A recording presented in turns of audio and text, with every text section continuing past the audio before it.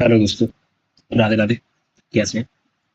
आज बात करते हैं अपने लॉजिक के बारे में, किस लॉजिक पर आज का ट्रेड किया गया।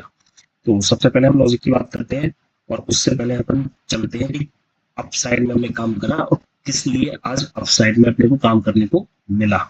चलिए प्रीवियस डे का चार्ट देखते हैं। प्रीवियस डे के चार्ट में देखिए आप, सबसे पहले क्या होता है, मार्केट एक डोजी कैंडल बनाता है। डोजी कैंडल बनाने के बाद अपने हाई को ब्रेक करता है, लेकिन यहाँ एंट्री हमारी नहीं हुई। कारण क्या है, डोजी कैंडल है।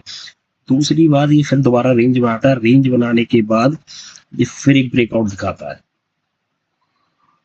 ब्रेकआउट पर कौन आता है? बायर्स। सारे के सारे बायर्स यहाँ पर आए, और प्लस पिछले पिछले डे की क्लोजिंग। दोस्तों आपको बता दूं, पिछले डे की क्लोजिंग, हाई और लो सबसे ज्यादा इंपॉर्टेंट है अपने इंडियन मार्केट के लिए।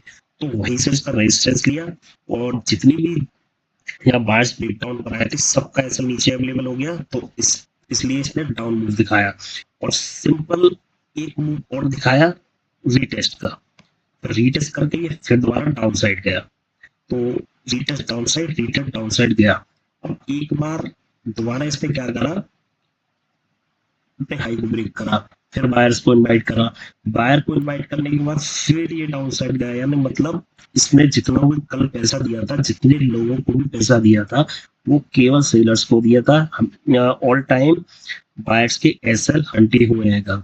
तो इसको देखते हुए हमने अपसाइड की पोजीशन बनाने के लिए बोला था।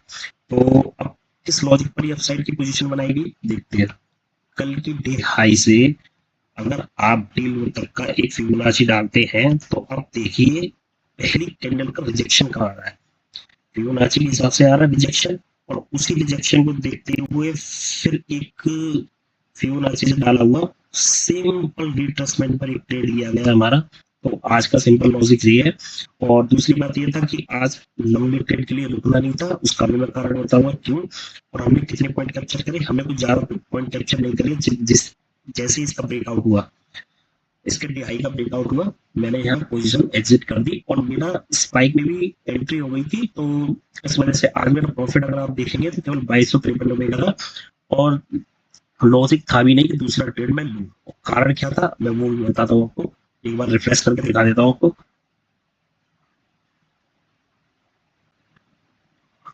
आज का प्रॉफिट 2257 रुपए 3 लॉट में।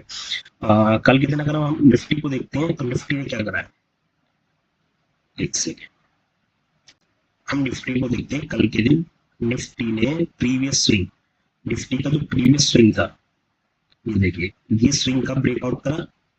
ब्रेकआउट में बायर्स को इनवाइट करा, देन डाउन साइड। यानी इसने क्या करा, सारे के सारे बायर्स का एसएल ले लिया। फिर क्या करा इसने, बायर्स का एसएल लेने के बाद ये सेल साइड में इसने पोजीशन बनवाई, देन उनका सेलर का भी एसएल ले गए। मल्टीपल टाइम दोनों साइड का एसएल इसने लिया। तो इसकी वजह से ना तो लॉजिक बनता है कि दूसरा ट्रेड मैं करूं, और दूसरा ये था कि इसकी डायरेक्शन ही दोनों तरफ से ऐसे लेते थे, डायरेक्शन ही क्लियर नहीं थी। तो इस वजह से मैंने एक ही ट्रेड लिया मॉर्निंग में, जो मेरे को समझ में आया। उसके बाद मैंने कोई ट्रेड नहीं किया, लिया सिस्टम मैंने क्लोज कर दिया। केवल एक छोटा सा यही लॉजिक था। और आज देख लेते हैं कल के लिए हम कहाँ किस डायरेक्शन में काम कर सकते हैं। निफ्टी ऑलरेडी डाउन साइड है पूरी, इसने बिल्कुल क्लियर कर दिया। और बैंक निफ्टी को, अगर बैंक निफ्टी को देखें तो बैंक निफ्टी क्या करता है, ये देखिए, सबसे पहले बायर्स को बुलाता है, बायर्स को रिटेस्टमेंट करता है, और सीधे बायर्स का एसएल लेने के लिए सीधे डाउन साइड आ जाता है।